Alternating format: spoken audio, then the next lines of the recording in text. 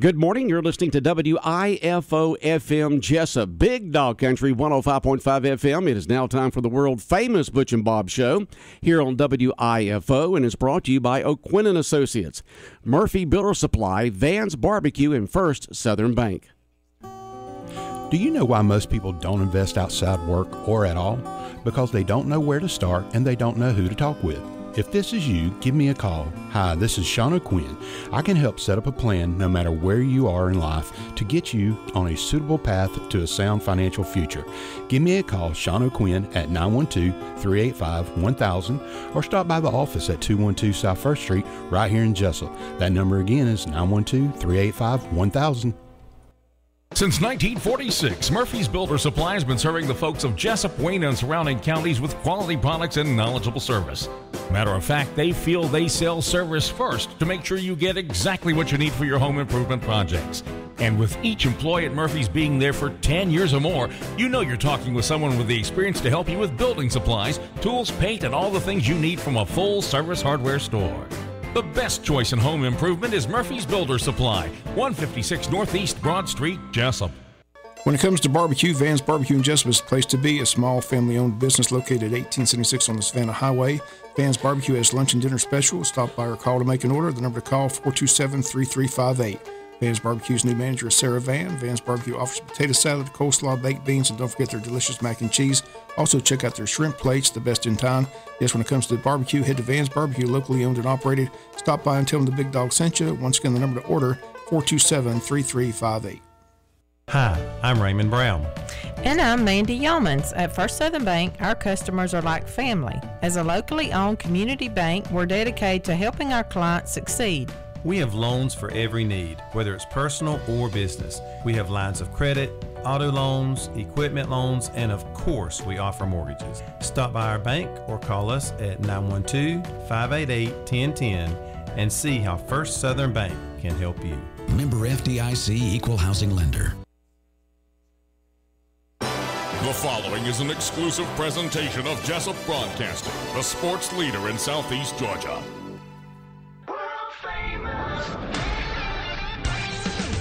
The world-famous Butch and Bob Show. World-famous Butch and Bob Show right here on WIFO, 105.5 FM in Jesup, Big Dog Country Radio. Well, Bob, it's like the astronaut said to the Space Center, Houston, we've got a problem. Has to do with our streaming. During the baseball season, in the playoffs, we had so many people that went online to listen to the baseball playoffs that we had to stream it down through YouTube or something like that. I can't remember what Mark did on that, but now it's working. All right. The streaming was not working there a moment ago, but now it is. I just checked it, and I've got me talking 30 seconds ago in my ears. So it is working right now. So the streaming is working right now because I'm listening to it in one ear and then talking in the other ear. It's strange to be talking, Bob, and then hear yourself talking in the ear from what you said 30 seconds earlier because streaming's about 30 seconds behind what's live. So it's working right now. Streaming is working right now. And so I know a lot of folks have tuned in to the world-famous Butch and Bob Show this morning here on WIFO, not only by listening to 105.5 FM, but also by streaming. So I just checked it. It's working. It wasn't a moment ago. It was earlier this morning, but it seems to be back. Bob, good morning. How you doing? I'm doing fine. You doing fine? Yep, excited about this show. We've got our former police chief, Perry Morgan, in. First of all, Perry, thanks for coming. Again, I've known you a long time. Consider you a great friend. Like I said, anytime I've needed help from the police department, gone to you, I've been able to get it. I joke all the time. We got the last name the same. I call you Cousin Perry. So I've been around town the last several days since last Thursday when you handed in your resignation. Can't find anybody happy about the resignation. Everybody's upset. They want to know why Perry Morgan's leaving early. Read your letter, and it's obvious that you think a lot of people, but one person you don't think is the current city manager. So the obvious question is that the main reason why you're out early? Well, first of all, I'm here tell the truth, the whole truth, and nothing but the truth. And I'm not here to throw stones at anyone. I'm here just to tell the truth, why I left early, and why the police department is not on a good level. I left it in good standards, and I want to leave with a good name and not a bad name with the Jesup Police Department. Well, the word is that you were instructed to fire one of your officers, and you believe that the officer did not warrant the firing, and that's what brought this all to a head. Is that correct? Tell us about that story. What happened? I understand there was a party. The city manager wanted you to go over there and make an arrest. You had an officer go over there, didn't see anything wrong with the party. You went over there, and you didn't think anybody needed to be fired. Is that correct? Tell us the story about the party and what led to this, you being instructed to fire one of your officers. On July the 1st, under my knowing that they had a Freaknik 3 over at Martin Luther King Park. And what's that? Just a party? Just a party, okay. Yes. What's it called? Freaknik 3. Okay. And they had a big party over there on the hill and at the park. And I'm not going to call names, but lo and to my behold, the city manager was aware of this, did not let me know as a chief of police. And but I got called in the office on July the 5th. I'm sitting down, and she told me, she sent me an email that morning at 10 o'clock, told me to meet with her at City Hall in reference to the Freaknik meeting. Once I got there and sat down, and first thing she told me, she said, somebody here is going to have to roll for this. And I told her, first of all, I don't even know what you're talking about. And she was showing me that Officer Philinda Johnson was patrolling the area and at that time, and there was nothing going on. I think later on, after she got off, there was incidents where they was dancing in the road, drinking, and all this. But while sitting in there, I left, come back. I had another meeting with her at 11:45. After 11:45, I broke for lunch, went to lunch, come back. She told me to be there at 3 o'clock. But at the same time, she told me that I need to fire Philinda Johnson because it was unbecoming of a police officer. And there was nothing in her text, and I have the texts that I saved that was sent to me by another one of my captains. And there was nothing in the text that showed that she was unbecoming of an officer. She was responding to text messages that someone sent her, and she was just having fun. But she told me, you will fire. And in chapter 6, paragraph F of the policy and procedure, all the disciplinary action falls up under the chief of police from his department. It does not fall up under the city manager. We make the recommendations to the city manager, and the city manager actually fires then. But she cannot fire as far as my police department without me bring a recommendation for someone to be fired. Did she want her fired? What I understand is the officer got out, like I said, mingled. There's dancing going on. I understand she was dancing. And I said, well, that's kind of like when you see on the news, an officer patrolling an area, sees a kid out playing basketball, stops out and plays basketball with the kid. She wasn't doing anything wrong. She was just, I call it community relations. I mean, she knew the people. They asked her to dance. She danced. And I understand that's what the city manager was upset about, that she was dancing. Is that what she was upset about? First of all, there was no dancing. She didn't never dance, at all. Okay. And she was doing community policing. She was riding the area, making sure there was no problem in the area. We also had Lieutenant Layton also rode the area, and there was not a problem at the time. I think most of the things that happened after 6 p.m. after she got off, and there was another officer that got caught in the traffic. He was not down there for the traffic. He was down there for 1016 at a residence on Cypress Street. And he rode through the area, and he got caught in the traffic. But we never received a call on that party that day. So why did she want her fired? Did she give a specific reason why she wanted the officer fired? She's saying that she she does not fit the category of she does not fit in with the role of the Jesup Police Department.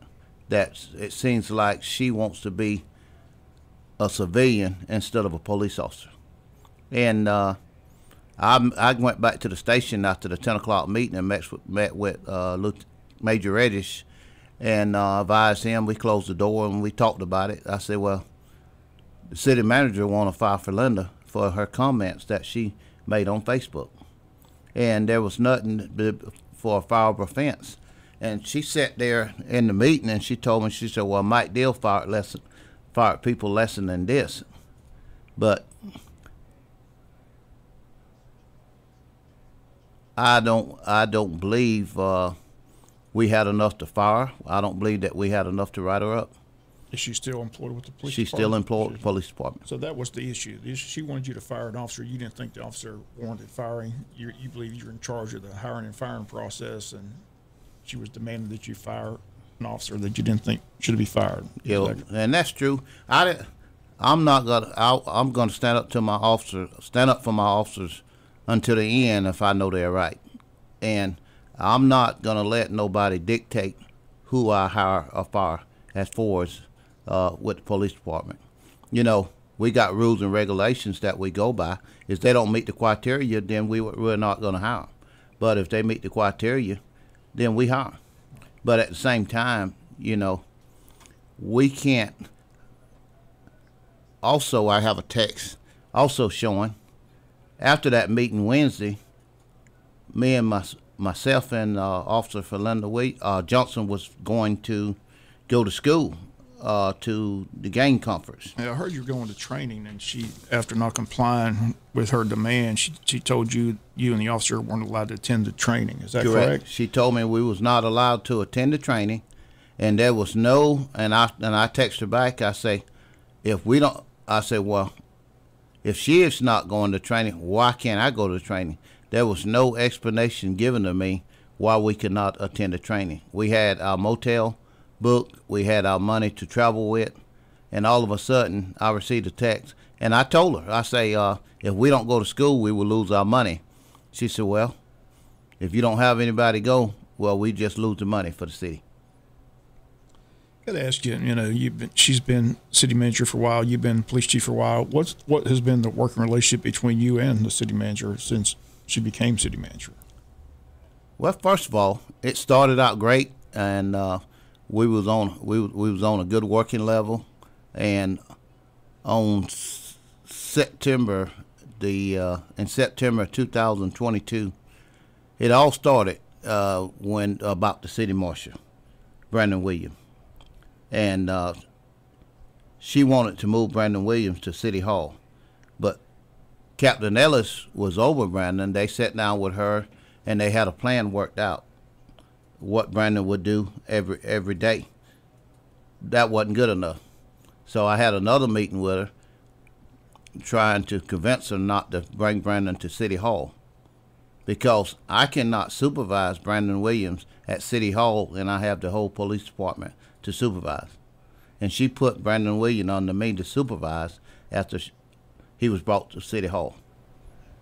And just joining us in the studio with us is Perry Morgan, former police chief, resigned a week ago Thursday. Again, explaining why he's no longer with the police department. You know, you have these battles with the city manager. Did you go to any of the commissioners, to the mayor? I mean, did you seek any recourse? Because as I tell everybody, the city manager hires and fires personnel. The only people the city council hires and fires is the city attorney and the city manager. But did you go to any of them and explain? I never went to any of the city council as far as her personnel, because she always told us that we was not allowed to speak to any of the council without coming to seek her first. And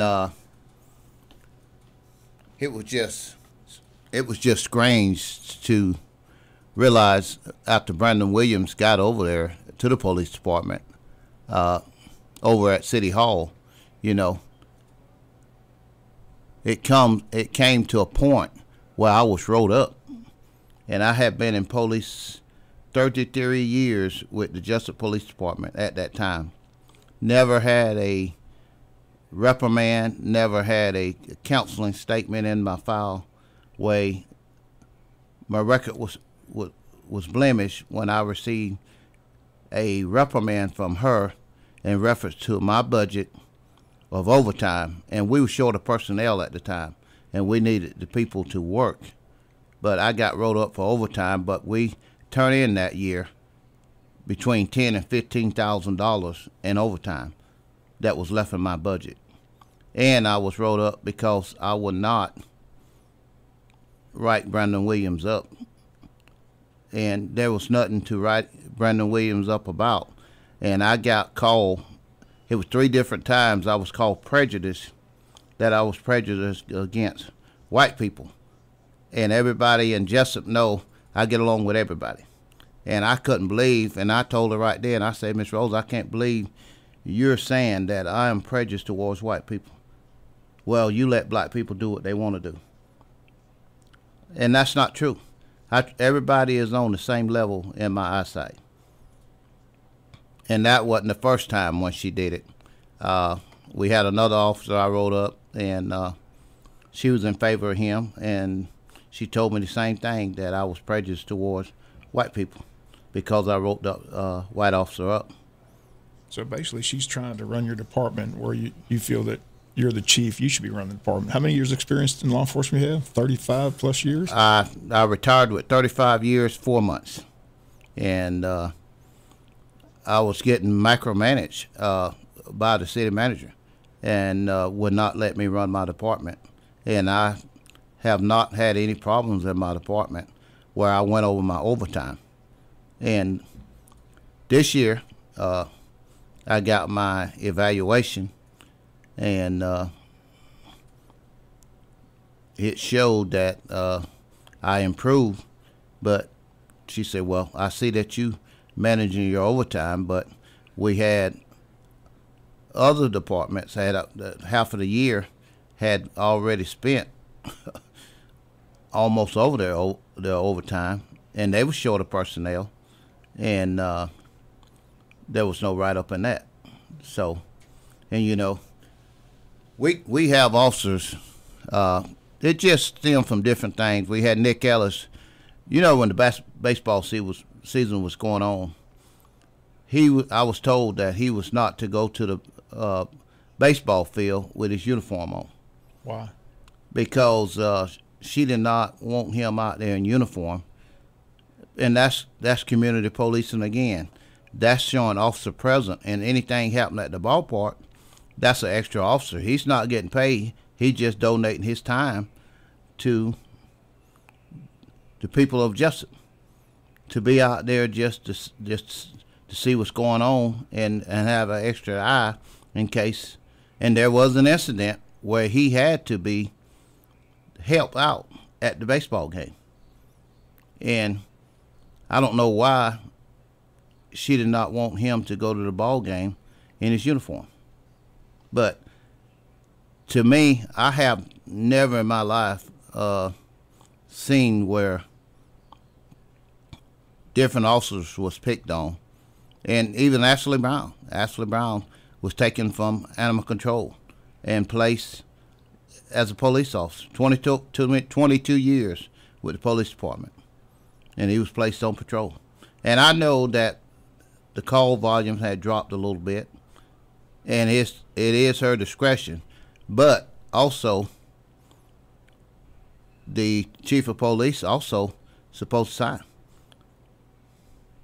So again, this led to the resignation. I'm curious, you know the department more than anybody, and Chris Hamilton's been named interim. Did they ask you your opinion on that as you're leaving? Who you think should be the interim, or your thoughts on that? That was she may have asked me early in the process before she even thought about it. Excuse me. But as far as I didn't even know that she was, when I was leaving the station that day for the turn of my last meeting, she called Chris Hamilton and on his phone, So I got in my car. I didn't stop and ask him what she called him about, and backed out. And I didn't know that he was going to be interim chief until the meeting that I attended, my last meeting. So what's in store for Perry Morgan now? I mean, she's still working at the hospital for security, right? So, like I said, the last meeting I was at, the commissioners that spoke were very upset. They pretty much pleaded with you not to do this, but you've never talked to any of these commissioners about any of these issues? They're not aware of this? Is the mayor aware of it? Is anybody on the council aware of it? The mayor started calling me after I put in my resignation and started asking me about these situations. But I think they sat down and talked to her, and she denied the allegations that she never told me that she wanted Philinda Johnson fired. And why would I go back and talk to my major, who is my assistant chief, about the situation? And we sat down and we discussed the situation. We did not have enough to write her up or give her a reprimand. And you were called to her office and demanded that you fire her, is that correct? Yes, I was called to her office. But you're saying she denied that when confronted by the mayor? Yes, she denied that. Well, again, we appreciate you coming in. Like I said, I can't find anybody happy with the situation. Like I said, I've known you a long time, and I said anytime I've needed a problem with the police department, you're the person I went to, because I've known you a long, long time, and you've always delivered. And going around town talking to a lot of people, they said the same thing. Anytime they needed a favor or needed help from the police department, Perry Morgan always delivered. And what I hate about this is that you and the sheriff, Chuck Mosley, had this great working relationship, all this progress being made with the drug task force. How do you see that playing out? Is that going to take a hit with you not being there? And me and Chuck, we've been friends for years before he became sheriff, first of all, and we go back a long way. And I'm a mister working with the sheriff, but I did go and get permission from the sheriff to work under him from Wayne Moore Hospital. And I think that long as you have the drug, the Jesup and the Wayne County narcotic teams working together, we'll continue to get drugs off the street and continue to make Jesup a better place to live. They talk about the city did their budget, and they talked about how they're losing officers left and right because they're not competitive salary wise. And Tim Caulfield talked about when you came to him and asked for an additional $2, they settled for $1. Then they wound up giving everybody $1. Your thought process, tell us how bad the situation is. I mean, you've been with the department a long time. You've seen where policemen go through the academy, they become just a police officer, but then they see opportunities. The sheriff's department's paying more, other departments. How bad of a situation is it currently for the Justice Police Department? How hard is it to retain officers? It's very hard. We sent 4 officers to school. We fired 2 right straight out the academy, and we had another 2 that they went to work for different departments, or either left early before their 3-year contract was over. And I was able to get that money back for the people that hired them. And I got over $40,000 back for the city of Jesup for those people that was not working at the time. And people is not going to stay somewhere where they know problems going to continue to happen. We just hired a young lady from Lone County that she was a detective, and she wanted to go on the road and work patrolman. We hired her 1 week. The next week she come back. Monday she came in and turned her stuff in and said that she cannot work for us. Did she give a reason? No. She said that she got better pay, but with all this stuff going on now with the Justice Police Department, we was able to hire 3 other officers, and they're getting ready to go to the academy. But at the same time, Bob, I just want to let the people know that I will be running for city commission for District 1, and hoping to get stuff cleaned up and letting the citizen know that I'm still going to be a part of activity that's going on in the city of Jesup, that I will be here.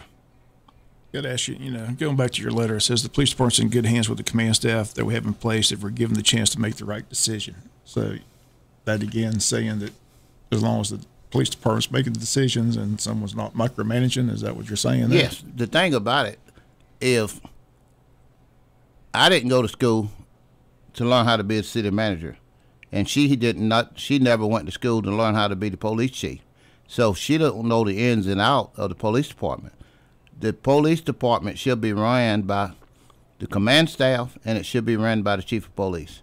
If anything going wrong, it's my job to report it to her. She shouldn't try to micromanage the police department because it's not right. We've been running that department before she got there, and that department's still going to run whether she be there or not. But I think in my mind that we're on the edge of losing a lot of officers. A lot of officers was upset, and a lot of officers told me once I hired them, I'm loyal to you, Chief. I'm not loyal to the city of Jesup. Once you leave, I'm gone. So I hate that they feel that way, but you do have officers that may be looking elsewhere for a job now. Again, we appreciate you coming in. Like I said at the beginning of the show, I haven't found anybody happy about this situation. I know the council people I've talked to, the mayor, not happy that you're leaving because you were doing a heck of a job. I said, you're just a good guy. Like I said, I'm just saying as a friend, I've known you for a long time. You've always been a straight-up guy. You've always done what's right. And, it's not about black and white with you. It's about what's right and wrong. And I've always appreciated that about you. I mean, you've always just been a stand-up guy. Everybody was happy when you got the job as police chief. I still remember the ceremony. I mean, how many people showed up for that ceremony? I mean, it was just a good day for the city of Jesup to have you hired as just a police chief, and now it's just a sad day to see you leave early. But you're not the only one that left early. We had a mayor that left early. We've lost a DDA director. Another DDA director left. So,